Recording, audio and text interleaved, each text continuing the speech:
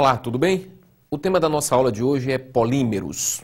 Polímeros, que significa poli, do grego, significa vários, e meros, partes. Então, polímeros são macromoléculas, moléculas enormes, formadas pela junção, pela união de moléculas menores. Moléculas estas que são chamadas por nós químicos de monômeros, ou seja, todas as vezes que diversos monômeros são agrupados, são ligados, a gente vai produzir um polímero. É bom lembrar que um polímero em si, não necessariamente, ele é artificial.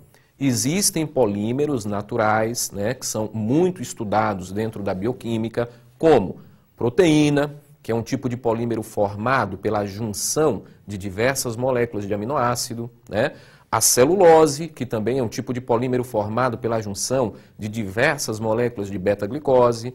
O amido, que é formado também pela junção de moléculas de alfa-glicose, e por aí vai. Lógico que o nosso interesse químico, basicamente, é estudar a formação de polímeros artificiais. Polímeros estes que tiveram a sua evidência muito maior ao longo do século XX. Quero lembrar que o século XX ele é conhecido como século do plástico, século do polímero. Por quê? Foi a partir deste período, principalmente da segunda metade do século XX, que a grande maioria dos plásticos industriais que nós conhecemos hoje surgiram. Estes plásticos, esses polímeros em si, eles podem ser obtidos por dois tipos básicos de reações. Existe polimerização que ocorre por reação de adição, Na reação de adição, como o próprio nome indica, moléculas menores são adicionadas umas às outras para a formação da nossa macromolécula, ou seja, do nosso polímero. É bom lembrar que para que ocorra uma reação química de polimerização por adição, a condição básica é que exista ligação dupla entre átomos de carbono. Lembrem que a ligação dupla entre carbonos, nós temos uma ligação extremamente forte, que é chamada de ligação sigma, e uma ligação mais fraca, que é chamada de ligação pi. É esta ligação pi que é quebrada na presença de catalisadores com pressão, temperatura adequada, e que vai propiciar a formação de radicais livres. Radicais estes que vão participar da reação química de polimerização. Os principais polímeros de adição e as suas aplicações são polietileno, que é o polímero disparado, o polímero mais importante industrialmente, aquele polímero que é produzido em maior quantidade, e este polímero ele é obtido a partir da reação de eteno. A matéria-prima básica é exatamente o eteno. O eteno, quando é colocado em reatores com catalisadores na presença de peróxido, ele vai sofrer uma polimerização, produzindo dois tipos de polímeros básicos. Polietileno de baixa densidade e polietileno de alta densidade. É um polietileno que apresenta propriedades bem diferentes. O de baixa densidade, ele é utilizado na fabricação de materiais mais maleáveis, como sacolas plásticas, talheres. E o polietileno de alta densidade, ele é utilizado para materiais mais rígidos, como brinquedos, alguns utensílios domésticos, de forma que a diferença na polimerização está simplesmente no fato da cadeia ser linear ou ramificada. Um outro polímero muito importante, também formado por reação de adição, é o polipropileno. Polímero esse derivado do propeno, que também na presença de catalisadores específicos vai sofrer polimerização por rearranjo, formando estruturas moleculares maiores. Como ele é mais rígido, ele é utilizado na fabricação de quê? Cordas para varais, utilizado na fabricação de para-choques de automóveis, também pelo fato da sua rigidez maior. O policloreto de vinila, outro polímero que tem uma produção enorme mundialmente falando, é utilizado na fabricação de tubos e conexões, utilizado na fabricação de pisos, utilizado na fabricação de capas para guarda-chuvas, e este tem uma propriedade especial. Ele não propaga chamas. Pelo fato de não propagar chamas, ele é utilizado normalmente em indústrias como isolante elétrico. O Teflon, outro velho conhecido nosso, é derivado da polimerização do tetrafluoreteno. Polímero esse que tem uma inércia química muito grande, ou seja, dificilmente ele participa de reações químicas. Tem um coeficiente de atrito extremamente baixo, o que permite ser utilizado na fabricação de panelas antiaderentes, formação de fita veda-rosca e também na produção de isolantes elétricos. Isso se deve ao fato da sua inércia química, como foi citado.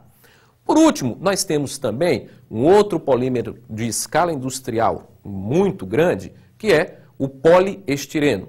Polímero esse derivado do estireno e que é matéria-prima básica para a produção de isopor. Quero lembrar que aqui foram citados apenas alguns dos polímeros por adição. Lembrem-se que existe uma vasta gama de polímeros de adição que não foram citados, mas que apresentam propriedades das mais diversas e que são utilizadas por nós também em nosso dia a dia. Por outro lado, a polimerização por condensação ocorre entre grupamentos funcionais, normalmente entre ácidos carboxílicos e poliálcois ou ácidos carboxílicos e poliaminas. Esta reação é caracterizada sempre pela eliminação de moléculas menores, normalmente molécula de água, de ácido clorídrico ou de amônia. Os dois principais polímeros de condensação são poliamidas, que são derivadas da reação química entre ácidos carboxílicos, especificamente diácidos carboxílicos, e aminas, cuja reação química ocorre com formação do polímero e liberação de água, e a reação química para a formação também de poliésteres, que ocorre entre reação de ácidos carboxílicos e álcoois. Os principais são poliamida, o nylon 66, que é derivado da reação química entre o ácido hexanodioico e 1,6-diamim-hexano. E a reação química para a produção da principal poliéster é exatamente a reação para a formação do polietileno tereftalato, conhecido vulgarmente por nós como PET. Esta reação química ocorre entre o ácido tereftálico e o etileno glicol para a produção deste polietileno tereftalato.